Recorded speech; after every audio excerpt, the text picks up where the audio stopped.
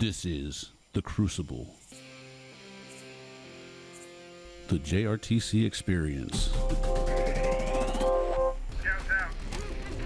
XA on. Staffers up.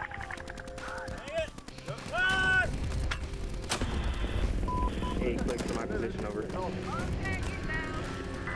5, 4, 3, 2, 1, 1, 1, 1. TV downrange. Sir, the initial assessment is... This is where we discuss warfighting skills and lessons learned in a decisive action training environment for large-scale combat operations at JRTC. Hi, I'm Colonel Matt Hardman, the Commander of Operations Group here at the Joint Readiness Training Center, and today we're incredibly fortunate to have General Poppas, Freedom 6, maybe one of the coolest call signs in the United States Army here today. Sir, thanks for joining us so much, and would you mind just telling us a little bit about you and your background? No, I appreciate it, Matt. First, thank you for inviting me, and it's great to be here, both on the podcast, but we started the day with the promotion of Dave Gardner, 1 to 2 star, and what he's done here at JRTC, both as a COG and the commander, as he's elevated the training methodology, the approach, but then also as the commander, tying in the community and setting a culture that I think is just wonderful and should be emulated throughout for all senior mission commanders. So it's a great way to start off, and appreciate coming here to see you. So General Drew Poppas, I command Forces Command. I've been in command for just over a year and a half. It is a great command because we get to talk all things Army. And I tell people every day is good karma because I come down here and I get to spend time in the field and we look at war fighting. You know, and when you look at the initiatives for the chief and his priorities, war fighting is #1, and that's what we do. When you're mono-focused on building readiness of a formation, preparing for the fight tonight and the future fight, it allows you to become very sharp in that approach.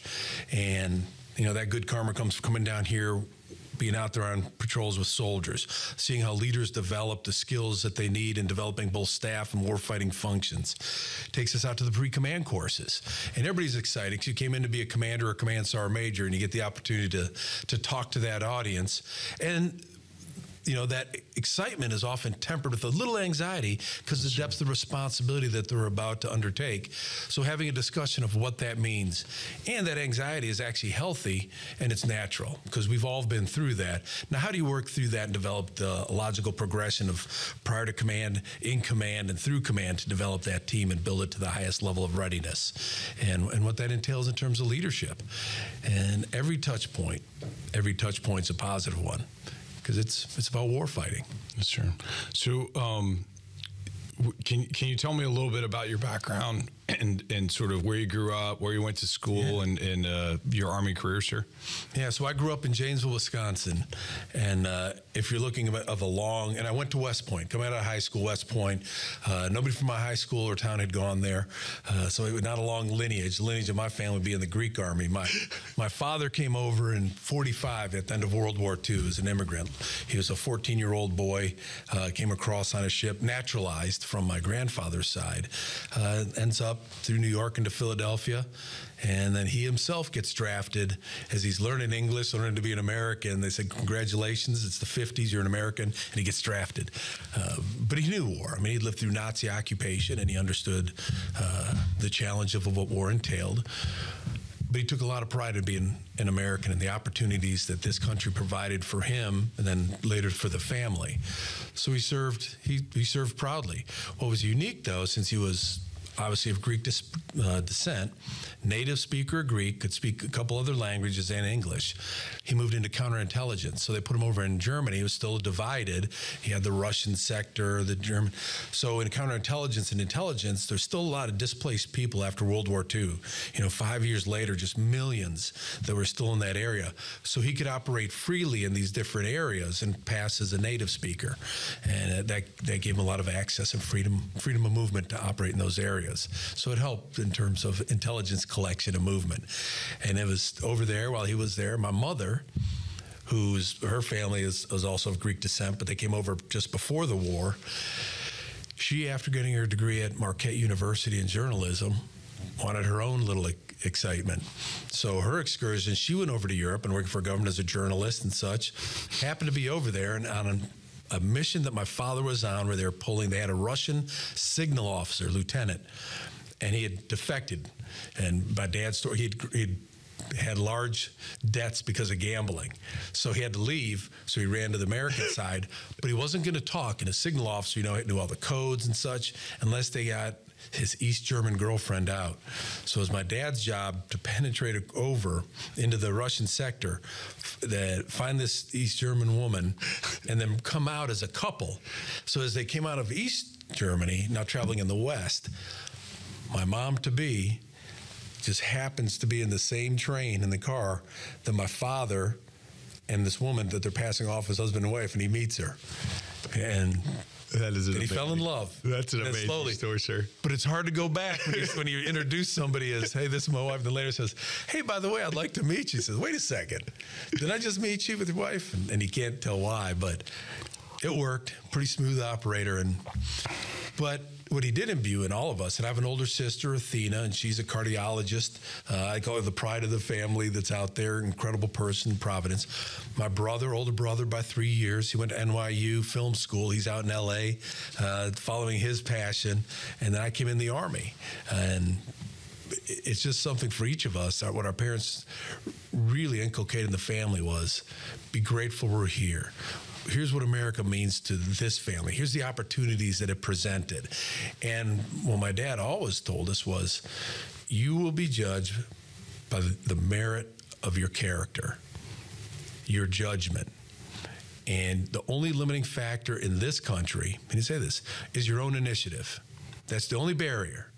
There's not a caste system. He said, so whatever you can achieve, you'll be able to, if you're willing to work to it. And that, for me, it was the military. Yes, sir. And so you went to West Point and then commissioned as an infantry officer, sir. Where'd you first serve as a lieutenant? Well, I know it's probably hard for everybody to imagine that you were a second lieutenant one day, but I was. You were. Like you say, it's not the Civil War. We didn't buy our commission. So I was a proud officer, and I came out as an infantryman. I was going to 8th Infantry Division, so it's not even existing anymore. So I go to the basic course, off to Ranger School. At the basic course, they had every officer over 6 feet tall report to a room. And I went in there with a couple peers, and it was the old guard. Yes. And I said, and they talked to us, and I remember, I won't even say the battalion commander's name, Lieutenant Colonel's there. I said, hey, look, I'm the guy that used to feign injury to get out of parade, and I'm happy with Germany. Ranger School, come out of Ranger School, 8 of us get called out, and we got held up out at Dugway. That's when that was still, because of weather, we couldn't get back. We come out, and they call 8 of us out, my old West Point roommate, Werner and Ganny, and we report to the admin building, and they said, hey, gentlemen, all of your orders are changed. You're now reporting to the old guard. And honestly, I was like, boo, I'm going to Germany. You can't do this to me. And that's where I went. So I called up there and said, look, that's not what I agreed to. That's when I thought my vote mattered, and I've learned throughout the years it often doesn't. And I had the company commander, and I reflect back. Remember, it's the last day of Ranger School. We got held over out in Dugway. We came back, graduated, then we're clearing. So as all this goes on, they tell you your orders are changed. So I call him. It was the Captain Rodriguez. I remember on the phone with him. I said, look, I didn't agree to this. I'm going to Germany. I want to talk to the commander. You can't do this to me. And finally, he's like, hey, Lieutenant, we'll see you in a week. And he hangs up. So I had a pretty kind reception when I did arrive. But I went there, and it was just like anything else. Where you go, it was a great environment. Now, we didn't get to the higher level collective training, not the primary mission, but we did have the opportunity at the lower level. As you were a platoon leader, you developed, and you had your training cycle, and it was a very deliberate cycle system. Obviously, you have Arlington Cemetery, you have the ceremonial side, and that is the primary mission, but you had to keep your infantry skills. When you had time to train, you got to develop your own training regimen cycles. You had guidance from above, but executing at the lower level. So I learned a lot there. Leadership is leadership anyway, and it's great soldiers that are out there, the same challenges. You develop your own strength as a leader. And that was my first assignment, and went from there to the advanced course. And then I'll tell you, the advanced course, again, the story of my life, truth be told, I was looking, a number of my peers put SF packets in. The deputy commander said, hey, stay infantry. And I actually went to a headhunter once. I said, hey, I'm looking to get out. He said, stay in. Don't go SF. Don't get out. be a company commander. Just lead, be a commander at that level, and understand it's different. Give the Army another, that opportunity, and you take that challenge to lead. And he said, where would you want to go? I was a single man. I said, sir, if you get me to Hawaii, I'll stay. And it's not like a barter, so it's not like I had leverage. But he said, okay. So I'm like, excellent. Because I figure wherever you go, you're going to work hard. But Hawaii's a tropical paradise. Get through the advanced course, graduating in January, right after the Christmas break, we get called in, then we get a note. Everybody with orders to these locations report to the auditorium. And the branch rep was there, the major. I won't say his name. I work for him later. And he comes in and he goes, Well, sir, I had the same experience. Did you? I worked for my branch officer later, Joe Bernabe. Oh, did you? Yes, sir. Yeah. Well, but General Bernabe is a much more kind He's and great. caring, empathetic leader. Yes, sir. So this guy, and I like him, he came in, he's like, all you captains with orders to Hawaii, it's over strength. Pack your bags. You're going to Korea. And I'm like, that's not a tropical paradise. And he said, all you single officers go to Korea. And I'm like, hey, sir, marital status can't be a determining factor, or some of that fact. So he stops and everybody looks like, ooh, and he walks over deliberately just to know, like the executioner. He's like, all right, smart. Were you CONUS or OCONUS as a lieutenant? Old guard. I said, sir, I was CONUS. He goes, okay, one more question. Window or aisle? Pack your And everybody's like, ah, ha, ha. But they couldn't condense it in time because the shots, the movement. So they said, but you're Airborne Ranger qualified. You're not going to Hawaii. You're going to Bragg. And it was the best thing that happened to me as a young captain. And I showed up there, and it was a healthy environment. It was conducive to learning. The non-commissioned officers were extremely proficient and professional, and a sense of urgency in everything that was done. And I learned exponentially the profession when I was there. And I knew it. You're a lieutenant, and you're learning your profession at that echelon. But it was at the 82nd, as a young captain, as the assistant brigade S4, the most coveted position everybody looks forward to. But I learned, and then I got to command the line command for 2 years, and then go to the jump master school that's there for that 5th year. I loved it. I walked out. That was transformational for me, commanding that company. He was right. I'm glad I listened to that mentor. Everything he said was correct, and I found the 82nd be that environment that if you're willing to work hard and you're willing to listen and learn, you will become a better officer, and you will learn this profession as a junior officer. Yes, sir. So I had a similar experience serving as a company commander at the 82nd. I didn't get to be the brigade assistant S4, but I did get to be a battalion S4. Let's be clear, it's very competitive. Yes, sir. So at the 82nd, was that your first time coming to the Joint Readiness Training Center, sir? It was. And again, in that coveted billet, it was the first rotation at Fort Polk. 3rd Brigade 82nd was the inaugural one as we moved from Chaffee. Yes, sir. And myself and a guy named Bryden Snedden, who's on the Force Com staff now in the J6, who was in the 3 shop, I was in the 4. We were the advanced party because we had to set the conditions for the brigade to come in, and we were going to jump forward. And it was incredible because today the processes, even the buildings, the motor pools we had to move into, the rail yard wasn't the same. I mean, if you go back to that time frame, a lot of it was learning through execution and the initiative, the formations, because the protocols weren't set. I mean, to the point when one of the formations was supposed to be out of a motor pool as element was for the unit, the rotational unit, to move into. Well, they were still in there. I said, hey, you got to be out today. And they're like, well, we're not going to make it. It's not going to happen. And I remember, I think it was, we went to the chief of staff here, and they said, hey, we need space. The rotation is coming in. He said, what do you mean? And he called down there and said, get out. But everything was, there's always friction. But we worked through it, and we learned, and it was a great rotation. Then I came back, and I did 2 rotations as a company commander, and that was, people say, oh, it's great. If you're not enjoying it, you're in the wrong thing. It's Brigade Assistant S4 I didn't enjoy. Right, sure. Jesus. Like every day was crawling on sandpaper. But I learned a lot. And a tenacity to get through it, and working with a guy like Brian Snedden was great. I came back as a brand new division company commander. Bruce Parker was my first OC. Bruce Parker, who later commanded, in the 05. Was my battalion commander as a company commander, sir. Absolutely professional, doctrinally based, and that was my first introduction to a person really of his caliber that worked with me. And I see him every day. We're 50 feet from each other now. I learned so much from him. TTPs of execution, how we battle tracked, how we took reports, how to have better visibility at the company level, how to synchronize better with the battalion, how do I communicate better with them, how to find opportunities at the time. And again, the fight's beyond my company. So looking down and in, got it. How do you look up, out, and then cross coordination with Stammer, my brother company commander, and John Bell Edwards, who's now the governor of Louisiana. Sure. Those are my peers of company. We're collaborative, but Bruce really taught me how to be a better company commander. And this was early in my command time. And then I came back again, Drew Meyer, which was my second one. Now I'm at the tail end of command, and he helped refine where I was at. And he elevated my thinking, just as Bruce set that foundation. Drew Meyer, which elevated it, because he had the multiple rotations, and now he's starting to say, hey, here's how you got to think as a field grade, act as a field grade, and here's how you fight the fight by looking at a larger spectrum. Every touch point, I got better. Sure. As you described that, that's one of the things, that I took away from my experiences here as a player is just the degree that, as a younger officer, I used to think, well, I'm going to go there and I'm going to learn about what I'm doing right now. And now in retrospect, looking back, I realized the things I learned that not only prepared me for what I was doing in that job, but was really preparing me for second and third jobs down the line. So you spent a lot of time. You've been the Force Comm commander here for a year and a half.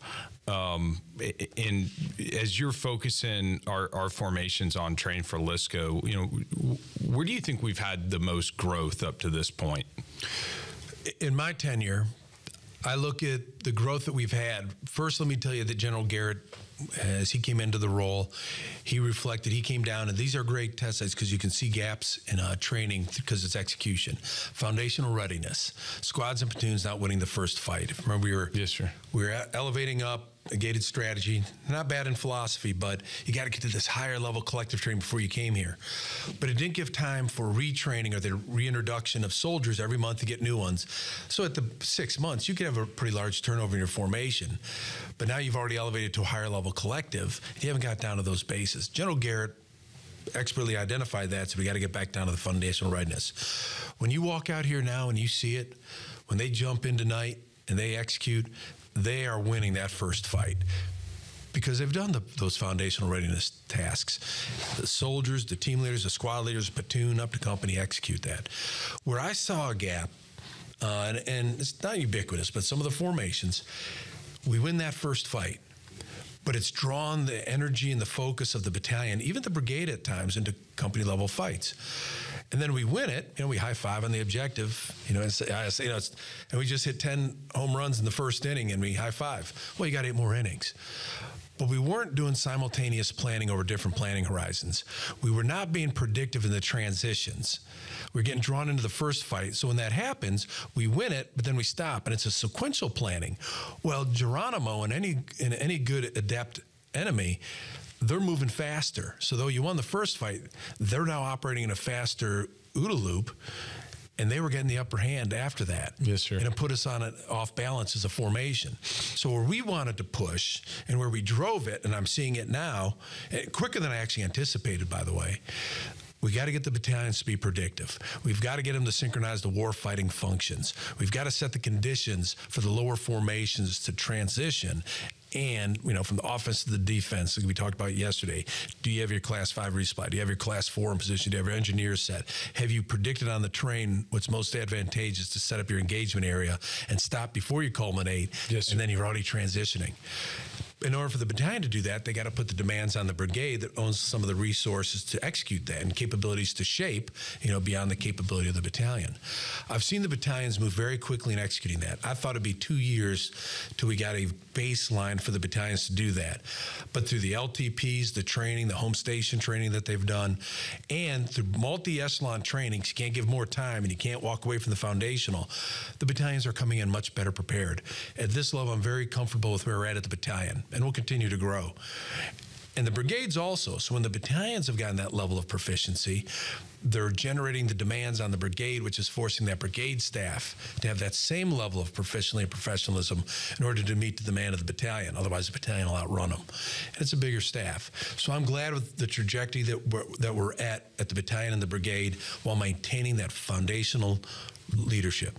Yes, sir. And foundational proficiency that General Garrett identified. You know, I agree with you with the time. And the speed at which, I think we're making growth. And we got to spend some time yesterday with Colonel Thornall, the 1509 commander. The adaptation to command post size and functionality, people, units are responding well to this. I think the other thing, sir, and it sort of goes back, you were describing your own experience as a company commander and a staff officer in the Panthers, is that, this generational change that occurs when, this rotation 182, I've seen some of these captains 3 times. They've been here as guest OCTs. They did a rotation here, and then a year later, they're no longer a staff officer and as a company commander. And it gets in the DNA of the formation, and particularly when home station multi-echelon training. Now doing it here at full, speed is pretty fun to see. Where are you seeing the gaps, sir? Where as you we've kind of gotten to this place, identifying the transitions of areas for focus, sir. So one thing you identified a moment ago, though, multi-rotations here, which is an environment that is allowing you to develop and grow. It has the professional op forward. It has professional OCTs. The guest OCTs get better. This is the environment that you have the ability to do that at a much quicker echelon, and the feedback mechanisms are there. Home station training that. And here's what the CTCs provide. You're validating your level of preparedness and building upon that. And I like the guest OCTs. What I've always loved about the OCTs, and I'll use by name Phil Kinnery, coming out, trying to get him a joint job. We didn't realize he was picked up early, so he didn't have the time to spend. So on the joint side, so he came down here. Then we harvested, he was a company commander for me, and we harvested him back into the 101st. But just the way that he spoke, that doctrinal base that you provide, with then the experience on top of that, that's what a professional, that's how professionals speak. And then with the actual execution, they can visualize what that looks like. And I would say, look, if you're going to do something that would violate doctrine, first know what the doctrine is, and then tell me why. Hey, or a principle of war. I'm not going to have mass. Here's one of the principles, but here's why I'm going to violate it, because it doesn't apply to this environment. To me, that's a professional. If you know why you're doing it and you put rigor and thought to that, then I'm good for that. We're not a lockstep army. It's not a phalanx that moves. But you got to have that understanding baseline. That's when you send OCs down here, you drive that, and they communicate well, and they know how to teach it also. So that is a professional developmental option, an opportunity for being here. As for the gaps that we have right now, I think our training methodology is building on that, and we're going to fill these gaps, battalion, brigade. I do think that we're elevating up by 3.0 to the division as the principal tactical formation. I think the gaps that we have now, we have to first look at what is our structure. And as you know, for transformation contact, we're taking 310 and we're testing a light formation. Same thing with 2101 with the mobile. But part of that is, what is the right structure? But that's the physical structure. What is the equipping we have to have in order to make that an effective formation? But then also the staff. I think the area that we have in a gap, and this is now to the division level, since it's elevating up, we're fighting domains that we didn't. So you can't go back to the 90s. Everybody's like, oh, it's not. Because we didn't have to have a space capability. Yes, we didn't fight in that domain at the division. We damn sure didn't fight at the brigade. Cyber is now a critical domain to find them. The soft integration that you're doing is much greater than before. We don't have that expertise in our formation, and we have to figure out what echelon we're going to fight it at. Where's the MDTF fit in? Is it a division? Is it a corps? Is it a theater capability? But even if it's not at the division, you're going to have expertise at the division on space-based capabilities in order to put the demand on higher, to have a full understanding of what their capabilities are and how to request those, because can't you, hey, set conditions for me. What conditions? What effects do you need? You need experts to do that. And that's from soldiers to warrants to officers. And there's intellectual rigor that has to be put to that. And what does that structure look like? That's the gap moving to the future that I see. Now, the division fight, that's a gap that we have, because we're migrating our formations and also your principal tactical formation of the division. But we're addressing that with our divisional rotations. And we've done 3 now. The last one was 1st Armored Division. 3ID was the second one we did. These were both at NTC.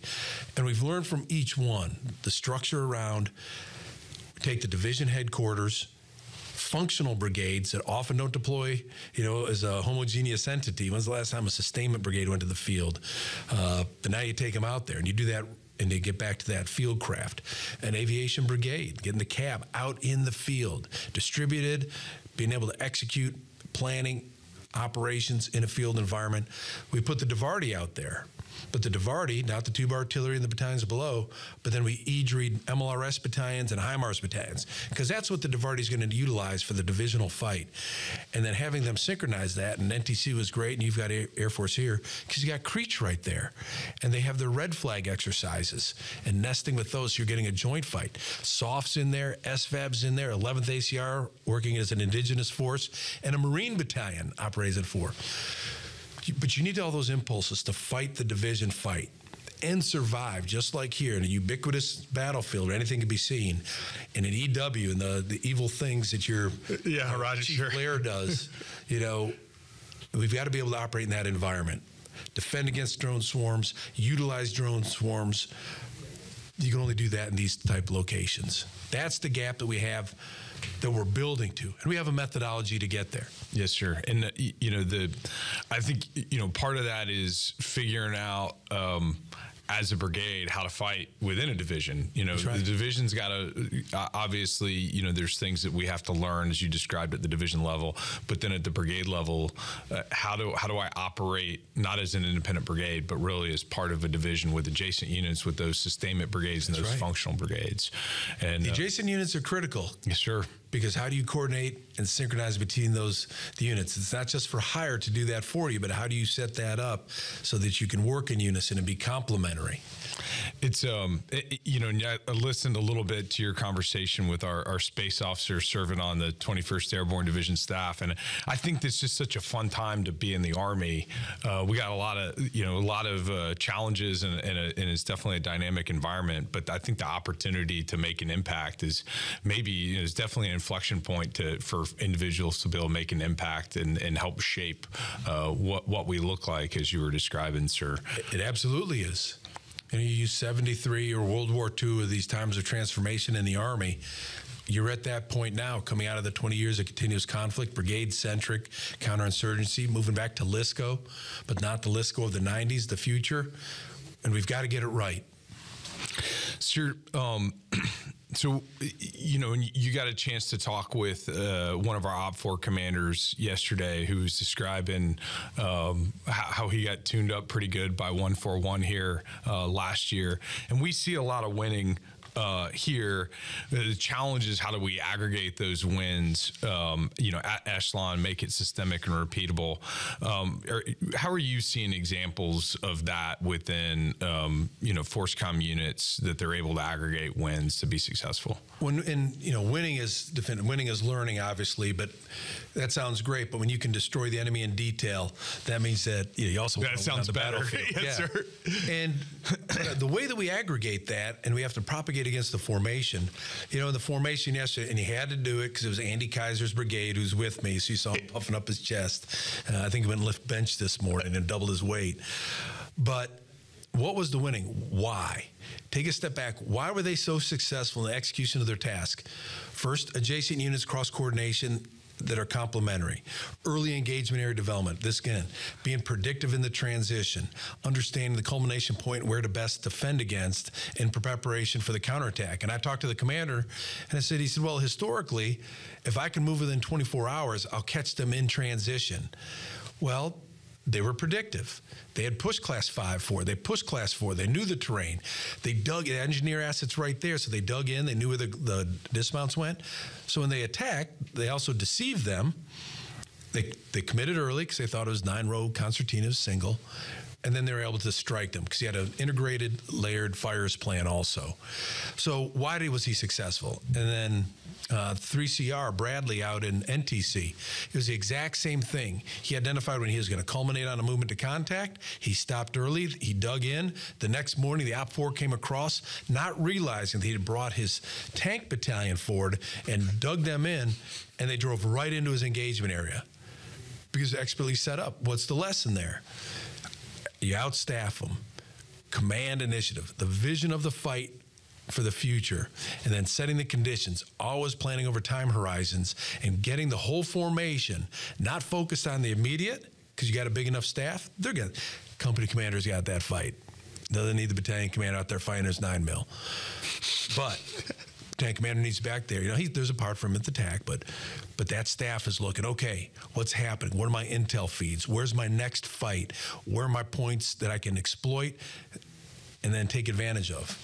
That's where I'm seeing the development. So when you talk about what's winning, why did he meet success out there and destroy the enemy? Why did they do it at NTC? And you pull those are the lessons and realize if that's what you can replicate and how do you replicate it, that's what winning is. Yes, sir.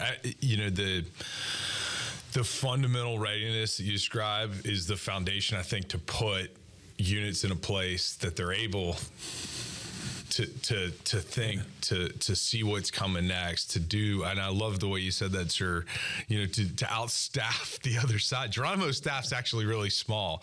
And that's, that brings the weight and the synchronization to bear 24, 48, 72 hours in front. Get your warfighting functions synchronized. We'll win at the bayonet. Yes, sir. But let's bring the might of America to bear at the right time and place and deny the enemy the ability to bring his to bear. Yes, sir. Sir, so you got the chance yesterday to spend some time with Geronimo, and I know you've been out at the National Training Center. What are your thoughts on how the Army and FORSCOM units are approaching innovation right now? Well, innovation isn't a unilateral entity that you have. It's at echelon. And I said, we've got a futures command, and General Rainey is doing marvelous things, and you can go down and see the innovation labs. And he's got, a phalanx of PhDs. But look at the innovation at echelon. There's initiatives that affect the formation. From the newest soldiers got a great idea, the squad, the platoon. Every post now has an innovation lab. There's a physical one where you're building, an actual physical capabilities, or there's also digital ones. But it's an area to bring forward and identify these are things innovatively that we can utilize in the battlefield. And I'll tell them, look, we don't need everybody developing UAVs. I'd give that to the professionals that Jim Rainey has. But tell them this is a demand across the formation, and he puts the demand out there. So at echelon, develop that which you can innovatively that meets your echelon requirement. And if it's a good idea, we can pass that higher. I don't expect them to build it in their garage. Yes, sir. Type, whatever UAV, but it's innovation first. We were talking mechanical in this realm. There's innovation in the technical realm. Chief Lair developing his capability to pick up in the EW spectrum. I mean, he did that from Amazon products. Incredible. And he put it on a UAV that he built. But there's also innovation in our formation. Now we're setting that up for success right here with 310, with 2101, and then 2nd to the 25th. So we're giving them the opportunity to test. Let's give them the material solution. Let's give them the structure. So we said, we're not using our Cav squadron anymore, but we need to use a technology base so that your first touch point's not the human, but some type of integrated machine. Okay, so let's give that to them to test. That's innovation also through execution. So that's the learning that we're going through at this time. And everybody owns part of that. Everybody has great experience as leaders. Now we have to capture that, and then we glean it. That doesn't make it a lesson learned. It makes it an initiative. And then we've got to test it again, and there's elements that can test it in a controlled environment. Yes, sir. And, I think the other part of it, we're fortunate I had 3rd Ranger Battalion down here in December. Some of it's like adapting and innovating with our graphic control measures and the way that we, how we're going to fight some of these formations based on changes with sensors and capabilities as well. Sir, what advice would you give a brigade commander as they're preparing their formation for combat training center rotation? Well, first I'd let them know that I see a CTC rotation as an opportunity to validate their unit's readiness. You know when your rotation is, and you have a training methodology that brought you to this level. And, from the individual all the way up to lower level enabling tasks up to the higher level collective. But then come down here and use it as an opportunity to drive your formation to betterment. And you've got a sparring partner. And this is a sparring partner that's going to refine your capabilities at warfighting. Where you are good, they're going to make you better. Where there's a gap you might not have identified, they'll exploit, but then learn from your mistakes because you can reset it and learn through execution and identify it. Be very open. Okay, we've got a gap. Take the time, work with the OCs, they'll reset, and then execute it again. Even a third iteration while here under the crucible of a CTC, because walking out of here, again, where you were good, you need to be great. Where there's a gap, you need to have solved it and be good. You can work on the greatness later. And then take those lessons when you learn, and then in your retraining and your next training methodology moving forward through your training plan, focus on those areas and continue to build on them. This is the opportunity, validation of where you've been, and an opportunity to give you a path for where you're going in the future. It's not a report card. It's an opportunity. Yes, sir. Sir, thanks so much for joining us. It was great to see you again down here at the Joint Readiness Training Center, and appreciate your words this morning at General Gardner's promotion. Yeah. Thanks for spending time with us yesterday and today, and look forward to seeing you back down here, sir. I do too. Thanks, Matt. I appreciate this opportunity. Thanks, brother. Thanks. Thank you for joining us on The Crucible, the JRTC experience. The Joint Readiness Training Center is the premier crucible training experience. We prepare units to fight and win in the most complex environments against world-class opposing forces. We are America's leadership laboratory. Again, we'd like to thank our guests for participating. This podcast was created and produced by Mr. John Mabes. It was recorded and edited by Chief Thomas Rich and researched by First Lieutenant Anthony Cho. Intro vocals were done by Mr. Robert Chopper. Special thanks to Captain Jermaine Branch and Mr. Jeff England from Public Affairs. Be sure to like and follow us on social media to keep up with the latest warfighting TTPs learned through the crucible that is the Joint Readiness Training Center. Follow us by going to https://linktr.ee/JRTC. We'd like to thank our partners at the Center for Army Lessons Learned of the Combined Arms Center, especially the JRTC Call Observations Detachment. Be sure to follow them on social media as well. Follow them at https://www.army.mil/CALL. Don't forget to like, subscribe, and review us wherever you listen or watch your podcasts, and be sure to stay tuned for more in the near future. The Crucible, the JRTC experience, is a product of the Joint Readiness Training Center.